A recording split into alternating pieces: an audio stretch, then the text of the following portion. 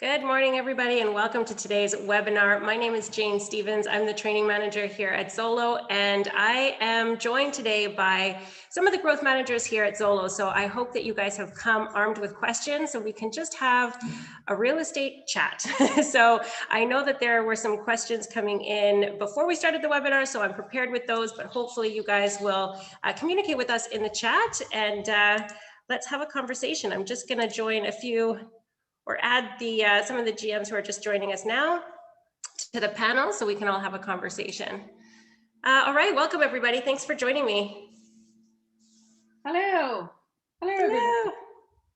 Good. Okay, I see everybody who should be here is here. That's always good. Yeah, why don't we just start off with some introductions, just so that people know, where you're based out of, where you're working, and we'll kick it off that way. How about that? Surely. Awesome. Okay, I'll jump in. My name is Jane Pearson. I'm a GM. I'm based out of the GTA, but my team runs from Windsor across to Coburg, north to Collingwood, and into Muskoka and Haliburton now. My background is mainly in management. I've been in this position for a year, and I'm happy to help out anytime. Awesome. Thanks again, Jane, for joining me. Steve, good morning. How are you?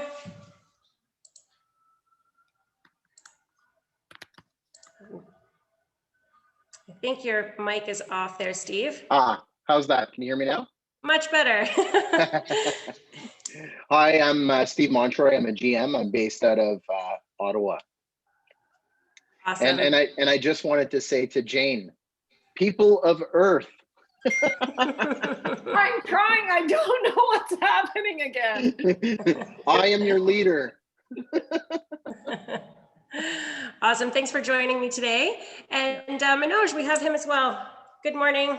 Hopefully you can chat with us as well.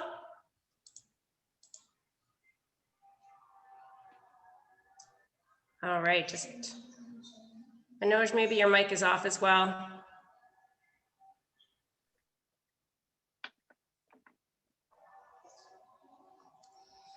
All right. Well, Manoj, we can't hear you, so hopefully you can turn on your mic. Maybe that's the issue there. And we're also joined today by John and Anders. Yes, Manoj, welcome. Well, we could a moment ago. Yeah, I do apologize, but seems like there's an internet problem in my neighborhood today.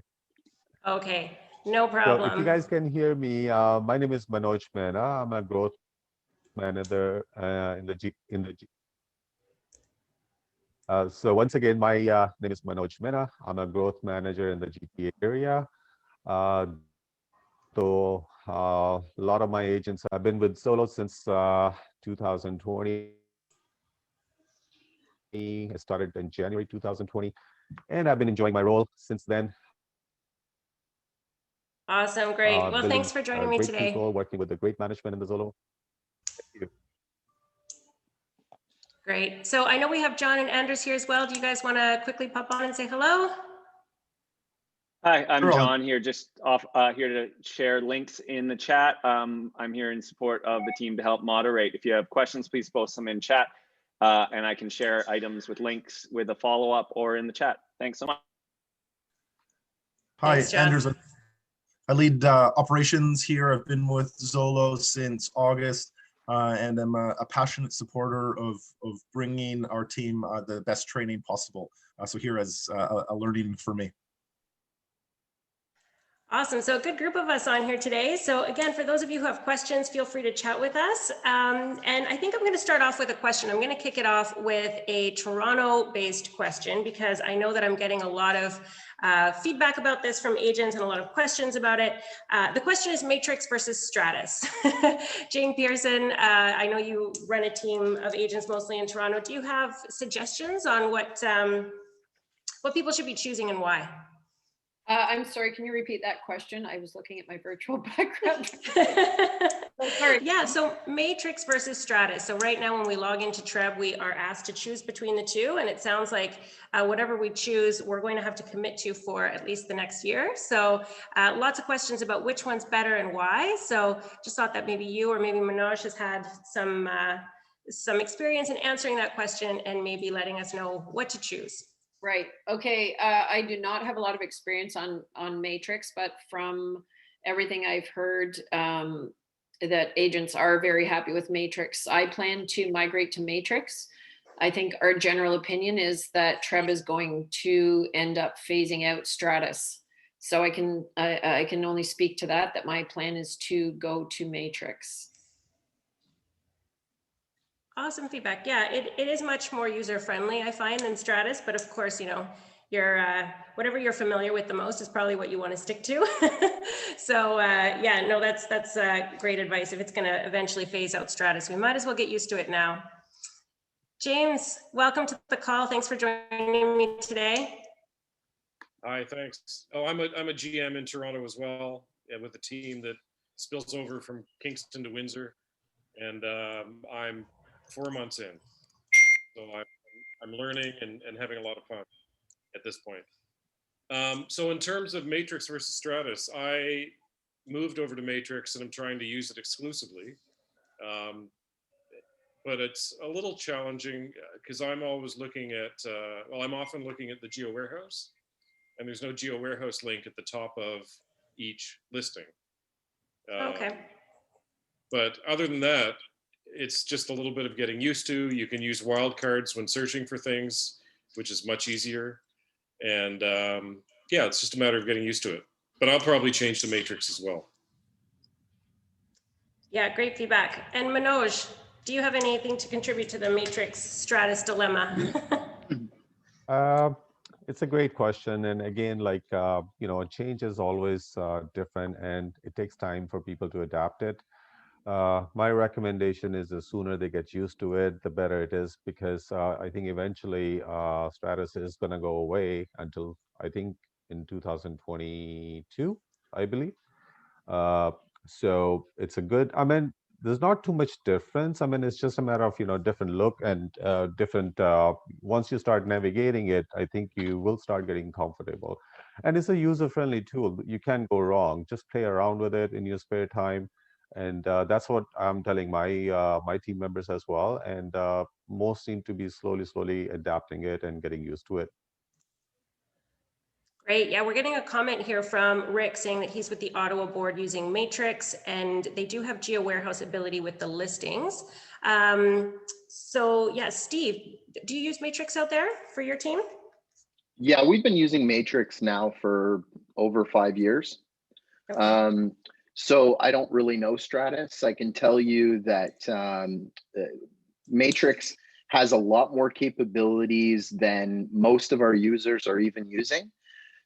Fortunately, the board holds advanced Matrix classes, and this is something that I work with my realtors because your dashboard can be configured for your business, which is something that I find extremely useful. You can have hot sheets, or you can have items that are right there on the board that enable you to quickly keep track of neighborhoods, property classes in certain neighborhoods, and at the touch of a button, you can see if there's been new listings that have popped up that day or that weekend in that area. So sometimes whenever Zolo calls, I get a Zolo call, or one of my clients gets a Zolo call, they'll say, yes, I'm looking at townhouse in, you know, and they'll name a neighborhood. And at the click of a button right there on your dashboard, you can have the current inventory, you can have new listings that have just popped up. So if they're asking questions, you appear so professional because they're asking you a question about that neighborhood, and you go, oh yes, I did notice that listing, and in fact there are 2 others for sale, one here and one there. And I love the system. I love Matrix, but then again, like I said, we've been using it for a long time. Yeah, And it's the it's sorry, the I one was I just going to started off say, with as well. yeah, and also what Rick said about the links to Geo Warehouse, just in the past year, they've put these great little thumbnail links right next in the list within the listing that enable you to click the Geo Warehouse, and then you don't have to search for the property of the owners. It takes you right to that property Geo Warehouse profile. Furthermore, there's also another button that you can check the activity on that listing, like if it's been sold and then conditional and then put back on market. You can see the entire history. You can see obviously the map and all that, but I love that. And also web forms, if you're right there in Matrix and you're on a listing, you can click that little thumbnail next to the pictures and it starts your web forms application right for that, or the forms for that property instantly. So you don't have to go and open another window, which is a time saver. Awesome, great. Yeah, thanks for that. And I want to just interrupt here for a moment and welcome Dylan Knight. So he's our growth manager out in Vancouver. So Dylan, if you want to pop on and just introduce yourself to the group, that'd be great. It's nice to have you join us here today.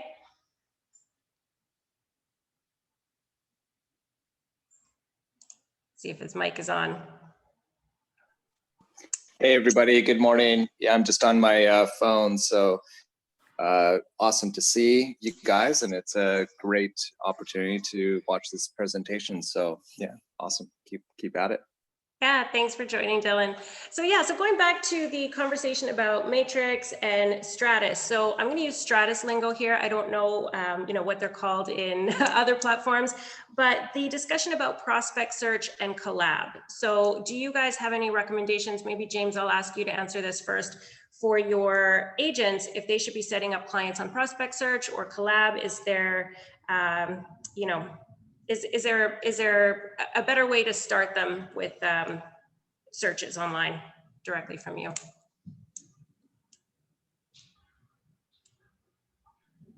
Did you say Jane or James? James. Okay. Yeah, I have not set anybody up on Matrix on the prospect search, but I think it's a great idea so you can really tailor what they're looking for by setting them up on prospect search right away. I think that's a fantastic way of doing it, and it sends a summary to yourself. You can look at that every day. So I think it's a really good idea. I can jump in here with an opinion as well.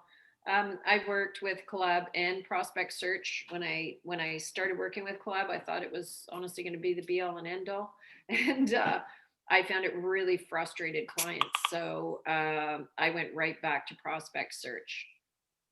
There may be other people out there that have found or had a different experience, but yeah, I did not get good feedback, and I tried it with many clients. So Prospect Search is my go-to. Yeah, I agree with that. I think prospect search is just so easy. It's just a way to set them up with that email. They get notified without having to log in, without having to remember yet another password. So yeah, I definitely agree with that. It's easy just to set them up on a prospect search. And I'm sure that, we'll have the ability in Matrix to do that, although I'm sure it'll be called something else. We'll have some other lingo to remember. Can I ask a question? Is prospect search like a drip campaign? Is that what you're talking about? What in Matrix, where you set somebody up on an auto email? Are you asking about Stratus or Matrix, Steve? No, when you're calling it prospect search in Matrix, is that like setting someone up on a regular email drip campaign? What is that? Well, in Stratus, I can only comment on Stratus. In Stratus, yeah, it is. It's not really a drip campaign. It's a daily. It automatically emails out. You select how often it'll automatically email out new listings that fit the parameters that you've set for your client. Okay, yeah, it's the same one. Yeah, okay. And, what's nice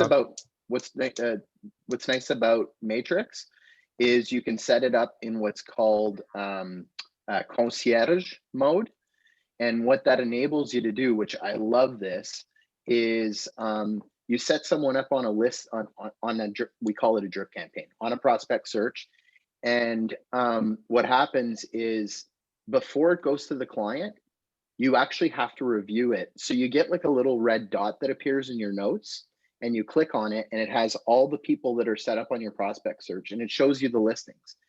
This enables you to actually go through those listings prior and approve or reject the listings that you're going to send to your client. And the reason why it's so great when you're working with especially with a high value client, is because most agents are lazy and they're just going to set that and forget it, which means that your client is going to be getting all kinds of listings that they're completely not interested in. They've already told you that they want X, Y, and Z. And unfortunately, with those campaigns, there's only so much that you can actually cater them. But being able to preview that property and reject it or send it, I've often heard back from clients afterwards, and what they say is, I love the fact that your agents don't send me tons and tons of junk listings. I'm getting really good listings and nothing else. So you don't have to do it, but it is, I love the tool. Yeah, that's great feedback. We're also having we have a question coming in for you, Steve, about the Geo Warehouse link. So where do you find that in Matrix? So in Matrix, like I was saying before, what's really nice is you get that square where your picture is, where the picture is on the MLS, right? The front picture of the house.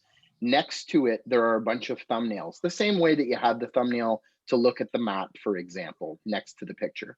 So next to that, now we have a bunch of thumbnails.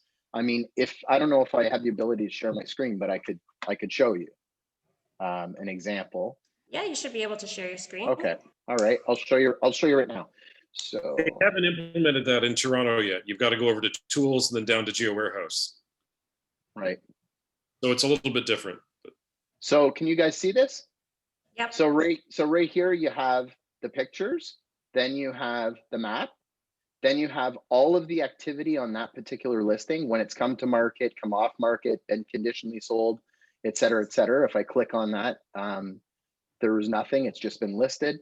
Then you have the link for showing time right there. So you can book your showings immediately and you can see any, okay, that didn't work. You can see, I have to relog in, but that'll link you straight into showing time and you can see the calendar, what's available, what's not available. Then you have Geo Warehouse, which will bring up directly that particular property. And then you have web forms and they're all right there in one spot. It's really handy. That's great. Thanks for sharing the screen. And also, I'd like to just ask you about Geo Warehouse. Maybe Jane or James, if you want to address this one. For newer agents, what is Geo Warehouse? Why do we need it? What do we use it for? If you guys want to maybe tackle that. Oh, Geo Warehouse is a fantastic tool. And I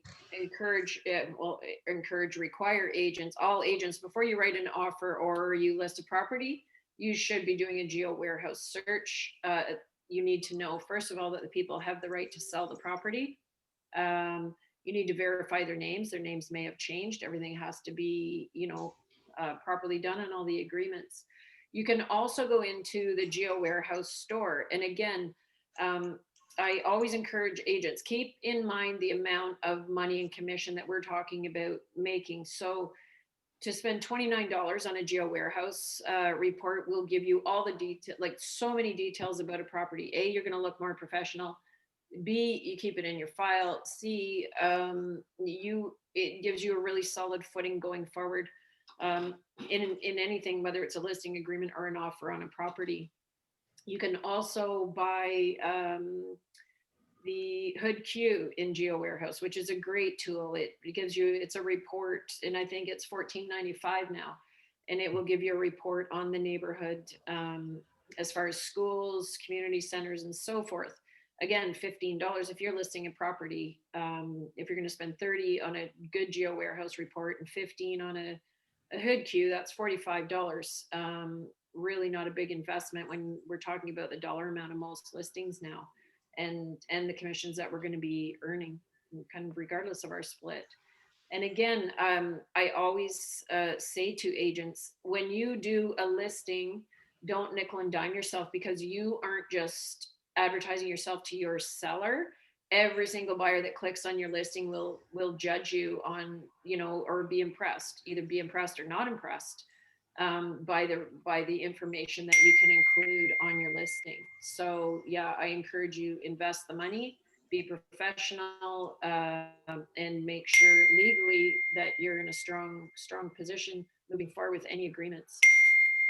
And if I may add here, it's also, great from the buyer standpoint, because a lot of time the listing agents don't have all the information, and so is the seller. Sometimes, if they're living in the property for a while.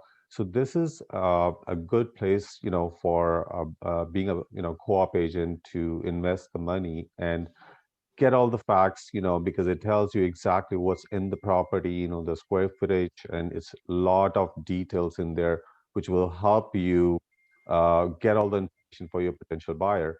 And it also helps, them to see that you are so well prepared that, in a way, you're giving them all the facts. So, like, how Jane said, we always try to encourage, our agents, it's worth the, paying that $30. Because end of the day is going to get you that client.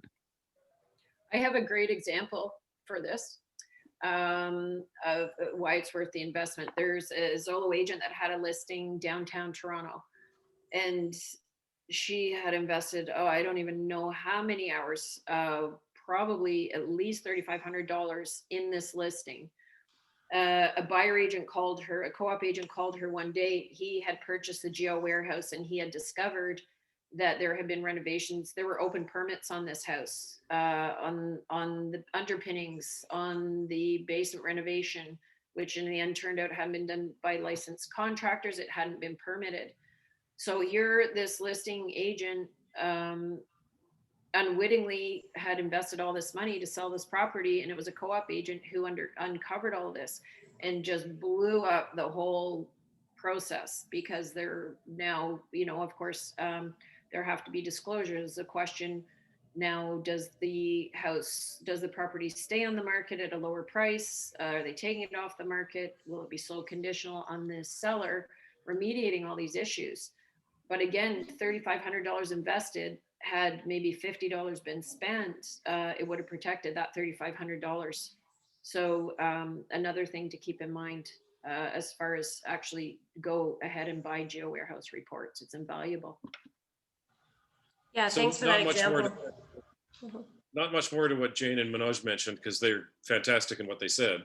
But I had a lease client, one of my agents, and he did a lease, and we found out that the person who did the listing was the tenant. Oh, wow. My agent should have checked in Geo warehouse to see who the owner was. And so they learned a hard lesson that day. So very good. Yeah, I'd like to throw a question at Dylan here. So Geo Warehouses is, I think, unique to Toronto. Do you have something similar in Vancouver? What do your agents have to do if they're looking to verify who is on title?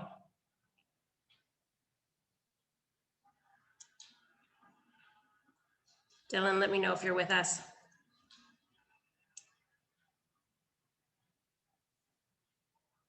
All right. Maybe not. I remember back in the day, I started my career in Vancouver, and I know that we had to do title searches. So, but that was years ago now. So just wondering if that has changed, because Geo Warehouse, yeah, was something unique to me when I started in Ontario, and it's a great tool. So you don't have to spend the extra dollars trying to find out who's on title, which you probably wouldn't do for each and every listing. So especially if it was an offer to lease, like you said, James. So anyway, great examples there. HoodQ, we mentioned that as well. I'm going to put that in the chat. Hoodq.com. If you guys aren't already familiar with that, that is also a great tool to sign up for. You literally type in the address, and I think it's across Canada, right? I think I've looked up some properties in Vancouver and Toronto, and it gives you a bunch of information such as the school, which is sometimes a question that buyers will ask you, you know, wanting to know what catchment it's in, and then instead of having to go and research that, just buy the HoodQ report. It's so much easier. Jane, I have a little bit of insight, even though I don't trade out west. My son and his wife sold and bought a property backing on a conservancy on Vancouver Island a couple of months ago. So Wenda Top was involved. Coolraj ended up being involved. Dylan was involved. Lex, who used to work out west, was involved.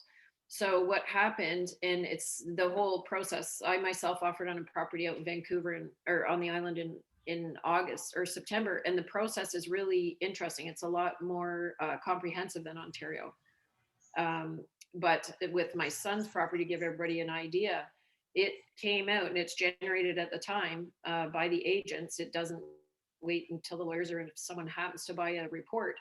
And I think the property had 7 pages of instruments attached. Coolraj said he'd never seen anything. Dylan hadn't. So it did all go to the lawyers, but yeah, definitely get into the titles, into the title. Yeah, absolutely. Well, awesome. Thanks so much for that, you guys. Let's switch gears a little bit. Let's talk about multiple offers, because that's what we're seeing so much of right now. I know, again, lots of questions come up about that. Maybe let's each maybe share some tips, maybe some advice on how to get these offers accepted. I know it's really hard when there's 30, 40 plus offers on a property, but what are some suggestions that have worked, or what are some examples of agents that you have on your team who have won in multiples? What did it take? Did it just take money, or was there something else that you know, they were able to do to win the deal? Do you want to? I can start. So basically, the way we see the most important thing I would say is one should be wary of the current market condition, and based on what we are seeing right now with the multiple offers, shortage of inventory, and every property is being sold with at least minimum of, let's say, on an average in GTA area, about 10%, additional, could be higher than that. So I always tell my agents, I mean, make sure they have the dialogue with their before they make an offer, that be very open and transparent with your clients. Just don't offer just for the sake of it. Make sure that your clients are aware that there is a possibility that some it could be a bidding process, and it may go higher than the list price, or even no fundamentals are working right now. I mean, no CMA, I mean, in some cases work, as you all know. So, but the client should be prepared in order to secure that particular property. And if they're really interested, they should, have the dialogue with the client. And as well as they mention to them that, okay, I know that you may end up paying extra, but that's the only way to secure it. And keep it in mind, the mortgage rates are at the lowest. So either way, you kind of make it up somewhere. And, and another recommendation I give to them, that, try to make your offers as clean as possible, because that's what's happening out there. Like, the more firm offers, less conditions you are putting in, the more chances you may have to secure it. And one last thing is, if your client has the potential to put a higher deposit, do that, as that definitely makes the seller happy. And in some cases, if you feel like it's a really hot property, uh, put in the bank draft, for the deposit along with the offer. That always helps, because it just motivates the seller, because they see the money in the hand, and then it just changes their mindset. So some of those things, they do work. I mean, again, the success, it's all based on how aggressive your client is, and how motivated you are and transparent you are with your with your client. So I'm going to chime in here. One of the strategies I've used in the past is get your client to sign an offer early and submit the 801, and then keep in contact by phone. Don't just rely on the agent. You have to be proactive and contact the agent, contact the brokerage, find out how many offers there are, when they're presenting, because that can change. And then about an hour before presentation, maybe an hour and a half before presentation, talk to your client and say, okay, we did the offer when there were no other offers on the table. Now there's 7 offers on the table. Is there anything you'd like to adjust? So they have the most current information, so they can make the best decision they can at that point, and then submit the offer after it's adjusted. I agree. Exactly. And like, I'll do the same thing with my clients. I'm saying, with my agents, I'm saying, call them, stay in touch throughout the day. In fact, sometimes a winning strategy is to be the first offer, because anyone who's ever been a listing agent realizes that most agents have their clients' best interest in mind. They care about their clients. They're vested in selling the property for the highest amount of money that they can for their client. And it's an emotional thing too. You wake up that morning on the day of offers, and when you're getting your coffee, you're stressed out because you're like, I've painted a picture. I've told them that we're going to get, multiple offers. This is how it's going to go. Can I deliver? And like, even though in this market, you probably will, there's still that nervousness. So I coach my agents to call the other agent, bring in the offer first, and communicate with them that they empathize with them. They understand that it's a stressful day, and that they wanted to put that first offer in their hand with their cup of coffee. So at least they know they have one offer in their hand.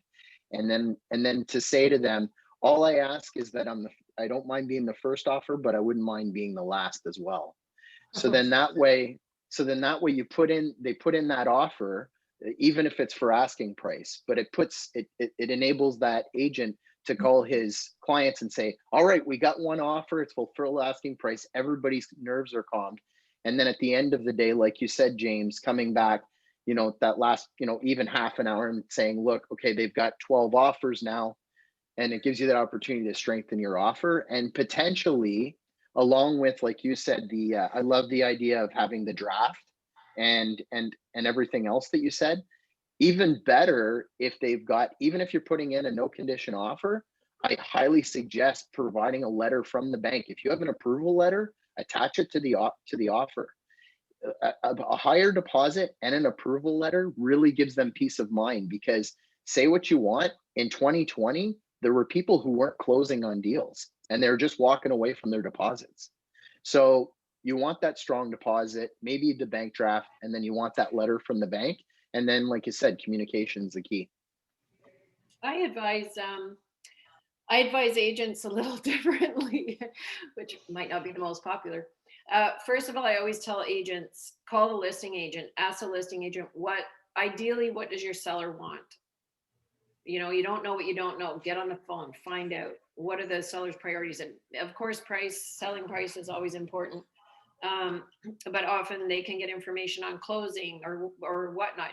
Often agents will say more than they should. And the co-op agent or our buyer agents can find out, okay, do the people have a property to go to? You know, what is their life situation? And again, agents shouldn't talk, but they do. You can write in a clause. I wrote in a clause, and I have agents write in a clause that gives the seller's sole discretion the opportunity to extend the closing date, maybe by 30, 60, 90 days, takes the pressure off the seller. So that puts our buyers ahead in the game. This won't be popular, and I've been on the listing but I tell agents, don't register your offer until maybe like an hour before, because you don't want to trigger. I don't like them to register early. I don't want to trigger the waterfall. The tsunami of offers. And I also never want the listing agent to have too much time to change their offer, although they can push and change if they have their own offer anyway. I always advise, don't send your offer in until 30 minutes before, which I know if you're on the listing end is a nightmare. But last week, one of the agents on our team was in a 59 offer situation. This is not unusual in the GTA now. 23 is like average. 59, that's the highest, but holy cow. So those are some strategies I advise agents to try. Again, I know it's not popular on the listing. But I'm trying to, but I want the agents going in a strong position.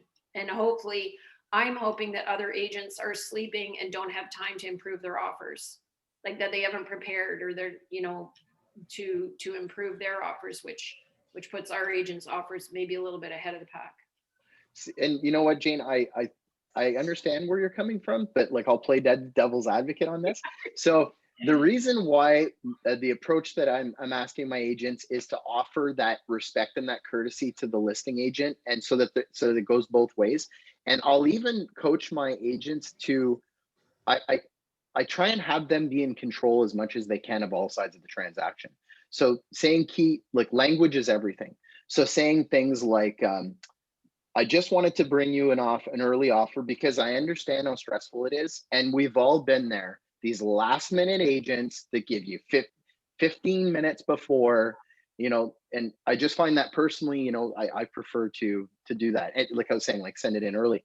And what I found is if an agent has been talking with that agent and friendly all day, and they have two, and it's often very common to have two offers that are identical, and you've got last minute Jane, or you've got Divine that have been talking all day, I think that the friendly approach sometimes can take you over the edge and help with that decision. It's not to say one is better than the other. It's just, like I said, playing devil's advocate, that's all. Yeah, I'm not sure. I guess I'm not familiar with the Ottawa market, but generally here, when they're in multiples, they're being pushed back to improve offers 4 or 5, sometimes 6 times. I was at the office one night, even in the spring or in the winter before COVID hit. And I don't know how many agents, co-ops were lined up in the hall. But generally here, they get pushed back several times. But yeah.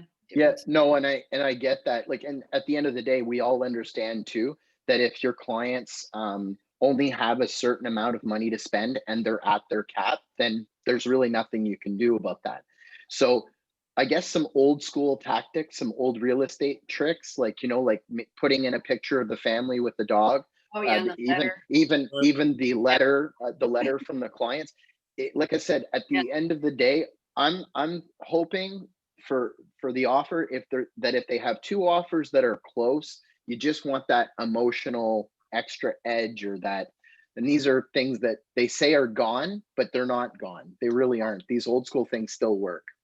It And if I doesn't act. may add, oh, sorry. Go ahead. I just wanted to go back and quickly. I mean, I like what I'm hearing from, I mean, it's all great information. So two things, based on my own experience when I have been previously in those situations. So one, always make friends with the listing agent, from day one. Stay in touch with them, I mean, tell them. I mean, sometimes if I'm the first one to present an offer or to send an offer, I keep on reminding them, hey, you know what? I know you have 5 offers, but I was the first one to bring it on the table. So keep calling them, make friends with them. And the second thing, what I do, or what I used to do, let's say rather, and I would encourage everybody to do it, when you're sending the offer, just don't send the offer itself. I always put a nice paragraph or a biography, like some history for my clients. Wonderful family, they love the property, and your property is really, your client's property is really awesome, and my clients would love to see that as a future home. So like build some dialogue around it, because I mean, I've seen when agents talk to me, and I always tell them, make sure you put something in the email to personalize it. And that's coming to Steve's, exactly what he was saying. So that kind of reminded me. So yeah, sorry, James, we both jumped in. Go ahead. No problem. I'm going to jump on what you said about personalize. There's an agent, actually it's a team of agents here in Toronto, and if they go in and they see a lot of like indie ales or indie coffee or something like that in the house with their offer, they will write that they'll give them a subscription to a box of a wine box every month, or a different ale of the month club, or something like that, just to make it a little more personal. I always thought that was an interesting approach. I don't know if it works, but you stand out that way. And it's sort of from a BC. Oh, sorry. From a BC standpoint, just there's so many different ways you can skin the cat, and how to approach a deal. Every deal is going to be so different, and just to emphasize, the most critical component to that is the relationship that you have with the listing agent. I can't emphasize that enough. It's I'm into the sentiment of, if your clients are going to go in, if they're going to write an offer, get it in early and just start hammering that relationship with the listing agent. GTA, wow, 20, 30, 40, 50, 60 deals, like that's super competitive. The only way you're going to really shine is that relationship that you have with the listing agent, and sell your clients about why your clients are best suited, why they're the best buyers, why the seller should choose them. Is if everything's in order, like, will it be sold? Can you confirm that their financing is in place? Can they go subject free? Are they able to, accommodate lots? But giving the listing agent as much information and staying on top of them. Don't let time lapse. Don't submit your offer and just go, okay, well, let's hope we get it. No, you've got to contact the listing agent. How are we doing? How's our offer? Are we up against any subject freeze? Is there anything that we can do at this stage?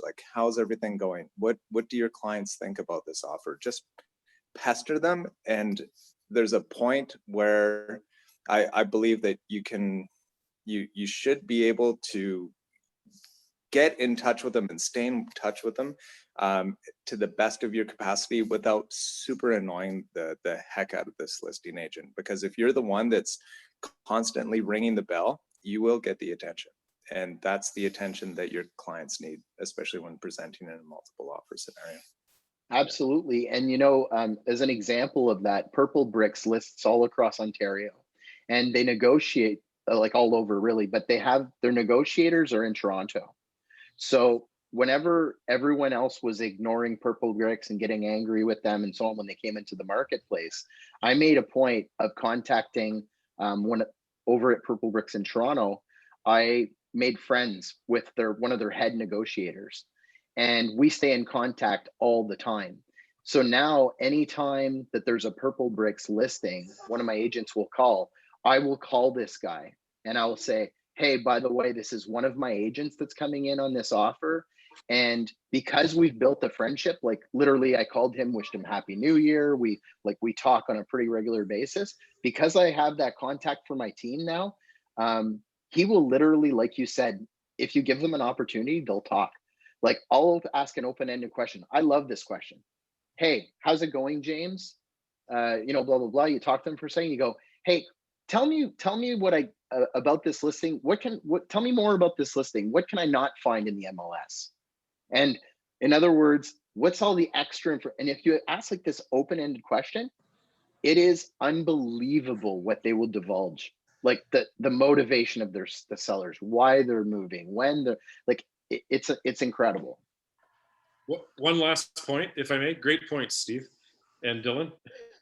One last point is I always get a question about herewith and upon acceptance with the deposit.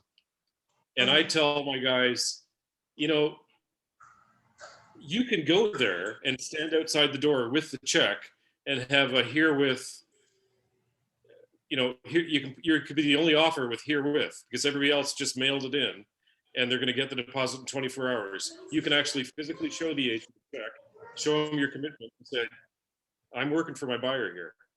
And that's huge in this day and age when everybody just mails things in. Yeah, that's a huge differentiator for sure.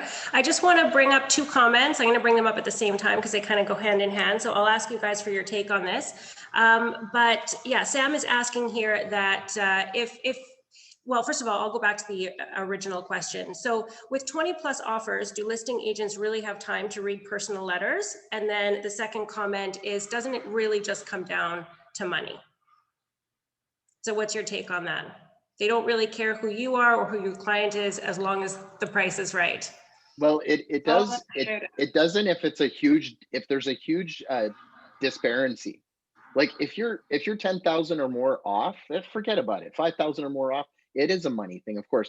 But I guess what all the GMs who are commenting on this are commenting about is when there isn't that much difference. Because the truth of the matter is, often when you get 30 offers, first of all, let's be honest, 25 of those offers are junk. Like it all comes down to 5. It's always like that. And often 2 or 3 are almost identical. So what gives your agent that edge? What makes that Zolo agent stand out from the others? And it really is a personal touch, which I feel is lacking in the marketplace. So if you are someone who is doing that, taking those extra steps, making those emotional connections, you will stand out. And if it is between you and 2 others or you and 1 other, I've seen people take offers for less money because they got a letter from the family with a picture of the dog. In my own case, there was one offer where the family said, I fell down. I grew up in this neighborhood. I fell down on my bicycle when I was 9 years old in front of your house, and you came out and you mended my knee and called my parents. It is a true story. And I found out afterwards, ours wasn't the best offer, but they took it. Yeah, just to emphasize what Steve was saying as well too. And you know what, yes, it's going to come down to 2 things in multiple offer predominantly: price and subjects. You know what, it's price and subjects. But when you're so close, it's also going to come down to the emotional attachment that the sellers have to the presentation of the offer. Always ask, can I present this offer in person? You know what, sometimes they still do that.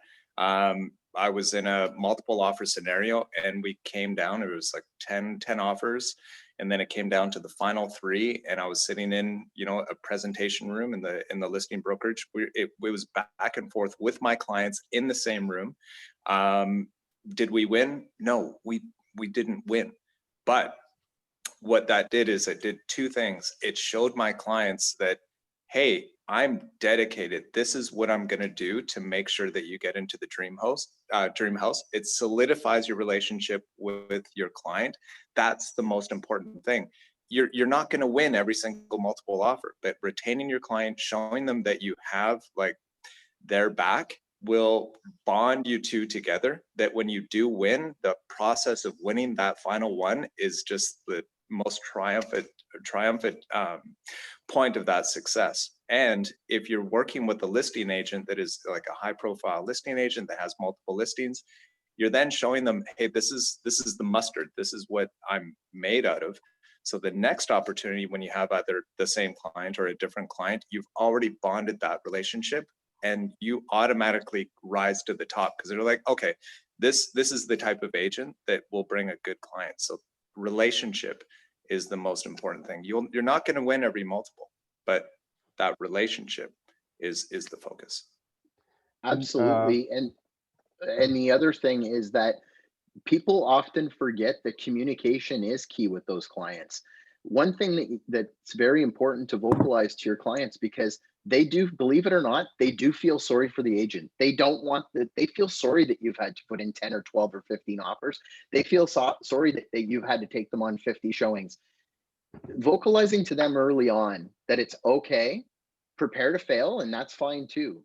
We're probably going to lose. Don't fall in love with the first house that we look at, because in this market, we're probably going to lose the first 7 that we look at. But don't feel bad for me. That's my job. I'm here for you. I'm patient and I'm willing to do the work. And I love my job. And the truth, and then what I like to say, and people tend to like this because a lot of people believe in meant to be or serendipity, is I'll say to them, listen, it doesn't matter if we lose the first 6 houses and we get the 7th, because that 7th was meant to be. That was your home. You were meant to find it. And I'm here to help make that dream come true. And if I may add a couple of more things, sometimes I know, like, let's say with the GTA market, our clients also sometimes become stubborn and they say, okay, this is how much I'm going to go. Even like, I've seen myself, like, clients lose a deal just by, let's say, $500 even. Sometimes a listing agent will give you some hints, okay, just a little bit more, just a little bit more. And so educating your clients is really the key, because end of the day, this is the strategy I used to use, and I'm coaching my people as well, that tell the client, okay, if you're buying $1 million home, even if you have to pay another $5,000, it really, adds up into like let's say less than $1 for your mortgage amortization. So you need to like kind of lay it out, so make it easy for them to understand. So it's not a matter of 5,000. And sometimes it's okay, if your client is stuck on one price, it's not going to go anywhere, and there's nothing you can do to influence your client. It's okay to have a couple of failed let's say, multiple bidding process offers. The reason is because I think that sometimes the clients, this is how another way the client will learn that, okay, you know what, the agent is right. He has been telling me that, and make sure you go back to the client that this property was sold at this price. Whatever I told you, see how close I was, or, I was bang on. So you need to build the confidence as you come along, with your clients, and saying, and this way they gain more and more trust in you. And it makes it easy. Yeah, great point. Thanks, Manoj. So I see that we have about 10 minutes left. So I did just want to continue the conversation about multiple offers, but maybe now from the listing side of things. So I know we get questions as well. If you have a listing, first of all, congratulations in this market. That's very exciting. What would you guys suggest in terms of when you should hit that market, how long it should stay on for before you do set an offer date and time? Jane, do you want to jump in? Oh, sure. I'm particular, and again, we're talking GTA market, so I'm particular to a Wednesday listing and Monday offers. I had a listing come on yesterday. We have 42 showing already. I had 2 calls about bully offers yesterday. These sellers are not entertaining bully offers. I did have the neighbors listing that sold 2 weeks ago. They did entertain bully offers. It was going to be Wednesday to Monday as well. As in GTA so in the neighbor's house, we had 65 showings. So ended up with 6 bully offers. Had it gone to the Monday, it would be a much higher number. That's the norm in this market. So I prefer to hold offers till the final day. Yes, it's a nightmare. Yes, I will be on the back end. Just like last time when offers were still rolling in 30 minutes or an hour after. I think I got the last offer 50 minutes after I had started presentation. But again, the sellers, the property owners are the in charge. They have the final word. If they want to wait for an offer, then you wait for an offer. In that case, it did come down. We pushed back several times. Came down to when it came down to the last two, it was highest deposit. Similar offer. They pushed up. It's a tough market, but really with our team right now, we're really pushing listings. We have Zolo behind us. For those that don't know out there, Zolo's spending over $600,000 a month on lead generation. We can use the reverse directory. We have a huge network behind us. I always tell our agents, when you're going in on a listing presentation, you aren't going in there alone, that they have to get in their mind. It's the entire Zolo machine going in to that listing presentation with them, and all of the tools and whatnot that come with it. So I do have a question coming in here about co-listing and whether it's okay to co-list with a different brokerage. No. Yeah, all right. Yeah, so there's that. And then conditions. So when, listing agents are asked about, sorry, we're just getting a comment here saying that sometimes listing agents won't disclose what the client's conditions are. But I know that when you're on the buying side, there's a lot of times where a listing agent will send you offer instructions. If you see a good one, save it, use it for when you have a listing. But any tips there that you think might or should be included in offer instructions if you're on the listing side?